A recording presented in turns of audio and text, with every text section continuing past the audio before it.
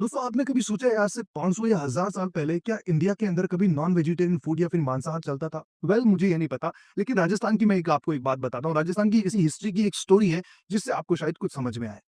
अलाउद्दीन खिलजी और हमीरदेव चौहान के बीच में एक लंबे समय से कॉन्फ्लिक्ट चल रहा था। अलाउद्दीन खिलजी ने रणथंभौर किले पर आक्रमण करने की सोची और रणथंभौर किले के बाहर वो 9 महीने और 16 दिन तक खड़ा रहा कि कब हमीरदेव चौहान रणथंभौर किले के दरवाजे खोले और वो रणथंभौर किले को जीत ले। इससे पहले भी उसने कई बार रणथंभौर किले के ऊपर वार किया था, लेकिन जीतना इतना मुश्किल था कि रणथंभौर किले से ऊपर से एक पत्थर भी फेंका जाए ना तो नीचे अलाउद्दीन खिलजी के 10 आदमी ढेर हो जाते थे। इतनी अच्छी ज्योग्राफी थी रणथंभौर किले की, आप सोच नहीं सकते।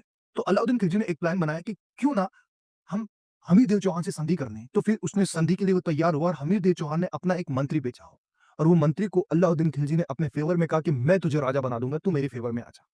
तो उसने फेवर में लिया और उससे पूछा कि क्या कमजोरी है और कैसे हमीरदेव चौहान को रणथंभौर किले के बाहर निकाला जाए।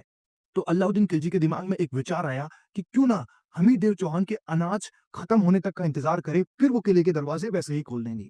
तो उस मंत्री ने कहा कि अगर यहाँ आप 10 साल तक भी खड़े रहे ना तो भी हमीरदेव चौहान का जो अनाज है वो रणथंभौर किले के अंदर खत्म नहीं होगा। तो फिर अलाउद्दीन खिलजी ने कहा कि आप ही बताएं कि अब आगे क्या करना चाहिए।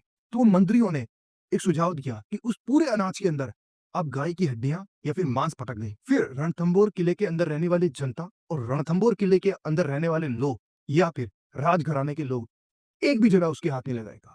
और ऐसा ही हुआ। उन्होंने जाकर अंदर गाय की हड्डियां और मांस मिक्स कर दिए और वास्तव में रणथंभौर की जनता ने एक भी अन्न के टुकड़े को हाथ नहीं लगाया और एक भी अन्न के दाने को हाथ नहीं लगाया, ना राजा न प्रजा।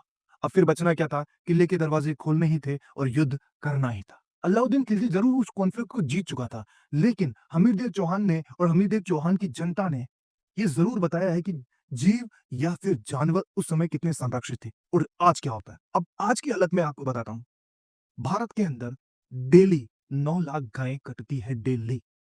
लेकिन आज ऐसा कोई हमीरदेव चौहान नहीं है जो ये रिजेक्ट कर सके, या फिर हमारे 140 करोड़ की आबादी में कोई ऐसे हमीरदेव चौहान जैसे लोग नहीं है कि कह सके कि हम गाय को नहीं कटने। दोस्तों अब आप बताओ कि डेवलपमेंट और प्रोग्रेस कहाँ है? आज के 1000 साल पहले, 500 साल पहले, 800 साल पहले या आज के समय?